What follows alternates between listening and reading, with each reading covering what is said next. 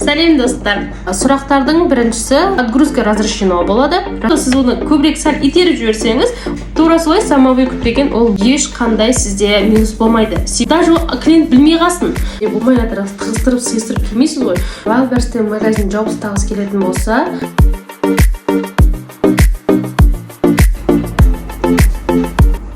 сәлем достар. Қайырлы күн. Қалдарыңыз қалай? Амансыздар ма? Не жаңалық? Бүгінгі видео сіздерге видео басталмас бұрын лайк басып сақтап алуды ұсынатын едім. Себебі күшті ақпараттарды нақты беретін боламын. Тегін сабақ түзуге де болады. Сұрақтардың біріншісі маған келген сұрақтарын ФБО-ға товар жібердім, бірақтан сатылымы неге қалай болады? Яғни қалай жіберемін? Ең бірінші баркод жасайсыз. Баркод товардың, ол товарыда карточка толтырасыз да, и карточкаңыз тұрғаннан кейін сол жерден баркод шығарып аласыз. Ол товар жеткеннен кейін барып та сіз SEO оптимизациясын ары қарай продвижение әрекет жасаңыздар болады. Яғни обязательно дәл қазір не істеуім керек деген сөз емес. Одан кейін мен бүгінгі сабақта нақты қалай продажаны көруді айтқым келіп тұр. Қалай кіреді, товар жібердім, бірақ отсортировано тұр әлі басқа жақпен жібердім. Болмай жатыр, шықпай жатыр деген сұрақтарға. Ол өткенде отгрузка разрешено болады. Разрешено болған екен товар жеткен кезде статус осылай ауысады. Яғни приемкада идет приемка болады, одан кейін барып принятаға ауысады. Принятаға ауысты деген сөз, ол продажаға шықты деген сөз. Продажаға шықты, бірақтан сатылым болмады. Оған да сіз кішкене сабыр етіп қарайсыз, примерно 2-3 күнде. Егер 2-3 күнде де сізде сауда болмай жатса, ол жағдайда уже продвижение әрекет жасау керексіз, хотя бы самовыкуп бастап жасау керексіз. Егер де самовыкупты жасауға ақшам болмай тұр дейтін болсаңыз, сіздерге айтатын самовыкуп ол мотор сияқты да. Сіз товарыңызды жүріп кету үшін өткен сабақта да айтқандай, прямой эфирлерін көріп тұрған болсаңыздар, немесе бұрынғы предыдущий эфирлерді көріңіздер. Яғни суға сіз кемені қоямыз ғой. Кемені қойдыңыз, кеме өзінен жүріп кетпейді, сіз оны көбірек сәл итеріп жіберсеңіз, ол су ағымына түседі да, ары қарай ол өзінің пикіне жүре береді деген сөз. Тура солай самовыкуп деген ол мотор. Моторыңызды жасауға қазір ақшаңыз болмай тұрса, онда ол жерде тұрып қалуы мүмкін. Хранение, бірақ уайымдамаңыздар, хранение көп ақша алмайды. Аптасына 2 аптада бір келгеніңіз за хранение көріп тұрсаңыз 180, 200, 500 теңгенің арасында алады. Және де ФБО-ға товар жібергеннен кейін әр нәрсенің плюсы және де минусы бар. Минусы ол товар өтпеуі тағы да сізден кішкене жұмыс талап етеді. Плюсы сол жұмысты өткеннен кейін сізде товарыңыз алатаған қалауға қарап, шынымен де товар сұранысқа ие болатын товар, шынымен де товар мықты, качественный товар жіберетін болсаңыздар, ешқандай сізде минус болмайды. Себебі сіз товарыңызға, өніміңізге сенімдісіз. Ол оригинал, жақсы зат болса, качественный зат болатын болса, ол отзывта жақсы келеді. Одан кейін лайфхактар, кішігірім былай не жасап қоямыз, каждый товарға, ФБО-ға жіберетін жандарға біз өзіміз обучение етамыз, және де сіздерге де айтып жатырмын. Барынша пайдалы болғым келіп тұр, бұл видеоны тағы да бөліссеңіздер болады. Неге аласыздар? А4-ға жаздыңыздар компьютермен кәдімгідей: уважаемые клиенты, спасибо за покупку. Мүмкін болса отзыв қалдырсаңыз, келгеніңізге рахмет,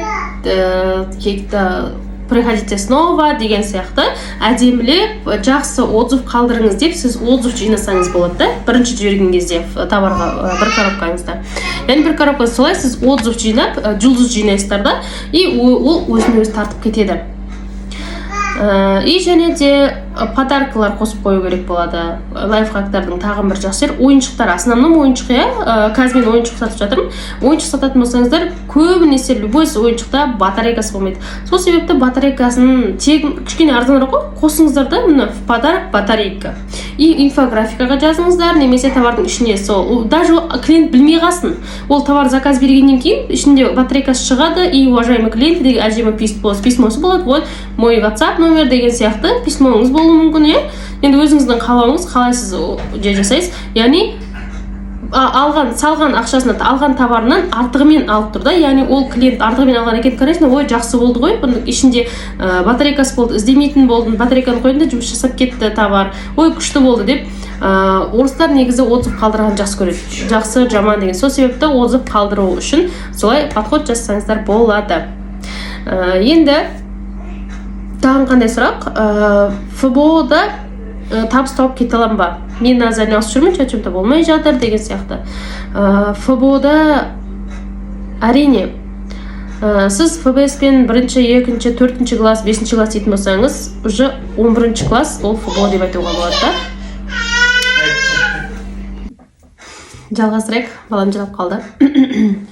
Одан кейін на самом деле сіз ФБО-ға товар сауда ғой, бұл сауда болғаннан кейін сіз бірден үлкен ақша тауып кетемін деп ойлайтын болсаңыз, ондай ол өтірік. Және де Wildberries-пен айналысқым келмейді, мен енді жауап қойғым келеді, не істерімді білмей жатырмын дегендерге мен сіздерге көрсетпекшімін. Осы видеода толық соңына дейін көретін болсаңыздар, қалай сотрудничествоны Wildberries жауап жасауыңыздарға болады, оны да көретін боласыздар. Егер де сіз тіркеліп алып, ол мен жұмыс жасамаймын, ничего страшного. Егер де сізде бұл Wildberries-тен табыс таппаған болсаңыз, немесе сіз минусқа кіріп кеткен болсаңыз, өзіңізді кінәламаңыздар. Өзіңізді кінәлаған сайын сіздерде ешқандай результат болмайды. Басқа бағыт, мүмкін сіздікі басқа шығар. Например, бар нәрсені өзіңдікі, мына киім сізге ұнамаса, басқа біреуге әдемі тұр, сізге жараспауы мүмкін. Бірақ сіз оны киемін менде болмай жатыр, тығыстырып, сыйыстырып кимейсіз ғой. Тура солай, егер де сізге ұнамаса, оны жауып тастауыңыз болады. Жауып басқа жұмыспен айналыссаңыз да болады. Бірақ сізге айтатыным, онлайнда міндетті түрде ақша бар. Сол себепті, егер де кім Wildberries-тен магазин жауып тастағысы келетін болса, осы видеоны жіберсеңіз болады. Қалай жауға болады, соны көрсететін боламын. И және де сіздерде осы ФБО-да тұрған товарларыңызды қалай жұмыс жасайды, қалай жүреді ол, қалай кетеді, қалай сатылған, солар көрсететін боласыздар. Ал, кеттік. Так, қараңыздар. Мінекей, например, телефонмен Wildberries-ке кірдіңіздер. Мен өзім бір нені көрсетейін.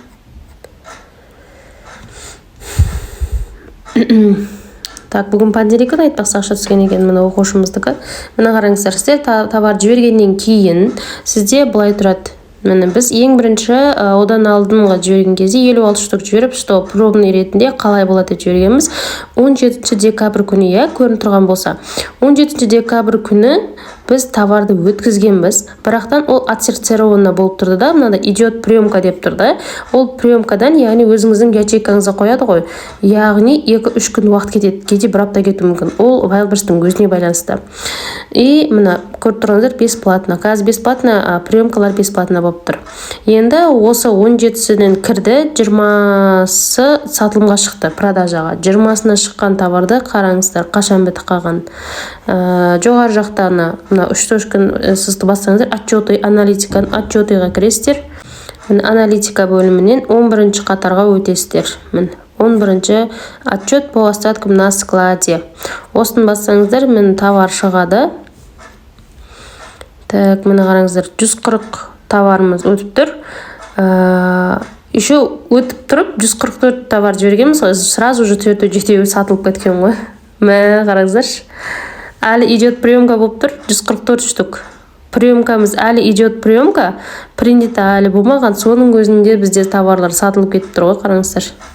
Заказ түсіп. Супер. Мен 140 штук, 140 штук қалды, 144, вообще 0 болған бұл жерде бізде товар бітіп қалған еді өткенде. Яғни бізде 20 декабрь деп алыңызшы, 20 декабрь күні продажаға шықты дейік. Бір күн 2 күн күттік, өзі сатылды. Яғни мына жақтан 22-сі, крайне 22-сі шықты. Мына жақтан 8 күн жаңа жылға дейін, бір күн 2 күн демалыңыз. И уже 10-шісінде сауда тоқтап қалғы заказ бізде. Товар бітіп қалғанда 56 штугымыз. Қазір қайтадан Қытайдан заказ берген 144 штук. Сол товар кетіп, уже жеткеннің бойы приемкасынан түспей тұрып, товар кетіп тұр.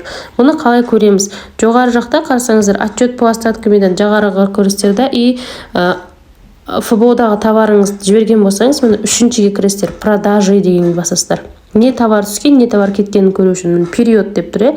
Период, например, бүгінгі число болуы мүмкін, кешегі и бүгінгіні көрсетіп бер десеңіз, сохранить деп басасыз. Міне отчет шықты, осыны басып қарайсыздар. Так, міне. Міне артикул осындай, баркод осындай. 3 заказ түскен Подольскке. Неге? Біз Подольскке товар жібердік. Тура осы товар. Уже топқа шығып кетті. Алла тағаланың қалауымен міне 4380 рубльге сумма заказ минус комиссия деп тұр. Яғни 3 заказны қарап тұрған болсаңыздар, 3 заказ. И выкупленные товары, выкупили 2 товар. 1659 рубль дейтін. Ол выкуплен былай қарайсыздар, тоже көрдіңіздер ма? TV Box деген оста медиаплеер. И заказ түскен, заказ жеткеннен кейін уже сразу сатылымда кетіп тұр да. 144 штугіміз сразу кетті ғой уже. Көріп тұрғандарыңыздар, қай жерге жібересіздер, сол жақтан Подольскке жібергенбіз. 3 штук заказында бүгінге болып тұр. Көріп тұрғандарыңыздай. 50-ге қойсақ та көрсек, міне бір ғана товармен отыр. Бір осы товар жібереді, осы товармен сатылып болып отыр. Финансыға кіріп тоже көрсеңіздер болады. Бүгін енді не істемей тұр екен. Так, мінеки қарап тұрғандарыңыздай. Аналитика отчетыда продажа арқылы продажаларыңызды көресіздер.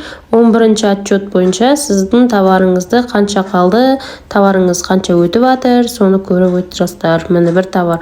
Яғни 140. Енді ол товар в пути жетеу деп тұр. Значит, одан алдында заказ түскен, әлі жетпегендері бар. Итого по складам 140 қана болды. Ешқандай бұның отказы жоқ. Отказ болса, мына жақтан біреулі басқалар тұрады. Яғни уже топқа шығып, отказдар да болды басында. Қазір енді бұл топта тұр. Заказды қайтадан заказ беріп қойған, ол Қытайдан келем дегенше бұл товар сатылатындай. Міне тек қана товарыңыз ақшасын санап отырасыздар. И все. Так, просто финансы пока істемей тұр екен. Система ашық деп тұр. Осы задны көрсететін болам келесі видеоларда. Түсінікті болды деп ойлаймын. Яғни бұлай енді сіздерде бұлай болады. Егер де сіз товар жібердіңіз, бірақ товар бұлай болып көрініп тұруы мүмкін сіздерге. Міне принято болған, бірақ әлі де сатылмай тұр. Онда сіздер ол товарды міндетті түрде неге жасайсыздар? Самовыкупқа жасап, кішкене сауданы көтеріп аласыздар. Так, мінеки 7 штук сол түскен бойы сатылмай тұр деп тұр да. Товар жібергенбіз, әлі сатылымға шыққан жоқ. Сатылымға шықса, бұл сатылымда көрінетін еді. Бірақ остаток Подольскта тұр, товар жеткен. Осылай сіздер товар жетті, жетпеді көріп отыратын боласыздар. Ал сәттілік, құрметті біздің оқырмандарымыз. Кстати, егерде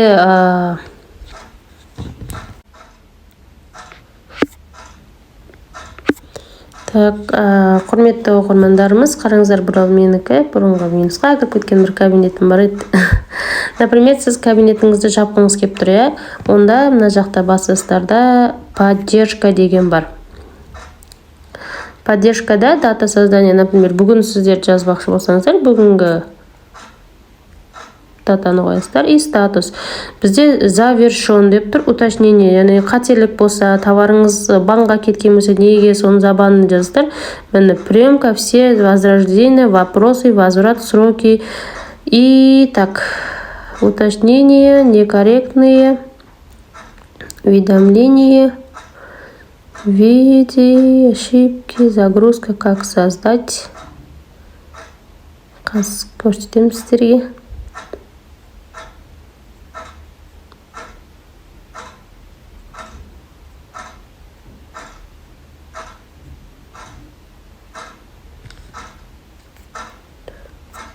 Так, тема, статус. Қайтадан поддержкаға кірейік. Новый диалог деген басастар. новый диалогтың категориясы деп тұр, мына жерде. Осы жерден категорияны таңдаймыз. Қандай диалог жасайын деп тұрсыз? Осы жерден выберите категориядан завершение сотрудничества деген басасыз. Тема деген возврат всего товара, яғни сіз бүкіл товарларыңыз қайтарып алып жауап жасаңыз болады. Запрос итогового отчета всего товара и ошаға жазасыз. Мен, я, Темирбаева, я, ИП Темирбаева менікі. Жазастар, осындай бүкіл ақпаратты жазастар. Осындай мен енді жұмыс жасауды қаламаймын, не хочу деген сияқты. И создать диалогты басастар, сізде уже техподдержка жауап береді, қалай жабылады, не істеу керек деген сияқты. Осы жерден диалогты бастайсыздар. После этого сіз өзіңіздің магазин жауып жасаңыз болады. Қайталап етін завершение сотрудничествоны басасыздар. Ақпарат пайдалы болды деп ойлаймын. Осылай сіз өзіңізді товарыңызды алып, барлығын алып, кейін магазин жауып жасаңыздар болады. Енді арғы адамның өзінің қалауы, сол себепті енді сұрақтарға байланысты қалай жабам, қалай істейм, білмей жатырмын дегендерге түсірілген видео. Сіздерді жақсы көремін, әрқашанда ізденісте болыңыздар, әрқашанда биіктен көріне беріңіздер. Иншаллах, менде тағы да жақсы жаңалықтар болады. Бір заттың үстінде істеп жүрмін, яғни результат пока что жоқ, сол себепті оны айтқан жоқпын, но үлкен ақша салып, сол сабақты алып қарап жатырмын. Бұйырса сол зат болса, сіздерге бірінші очередь айтатын боламын. Видео ұнаған болса, пайдалы болған болса, өздеріңіздердің жылы лебіздерін қалдырсаңыздар болады, достарыңызбен тартсаңыздар болады. Тағы да менен қандай видео көргілеріңіз келеді, комментарияға жазсаңыздар, міндетті түрде арнайы видео жасауға тырысамын. ФБО бойынша осылай қалай жабам дегенге болады, жауап видео түсірген болатынбыз. И және де қалай товарды ФБОда көремін. Вот, сол сұрақтарыңызға нақты жауап. Келесі кездескенше сау саламатта болыңыздар. Каналға тіркеліп алуды ұмытпаңыздар. Колокольчикті бассаңыздар, сіздер жаңа видеолар көріп тұратын боласыздар. Сәттілік.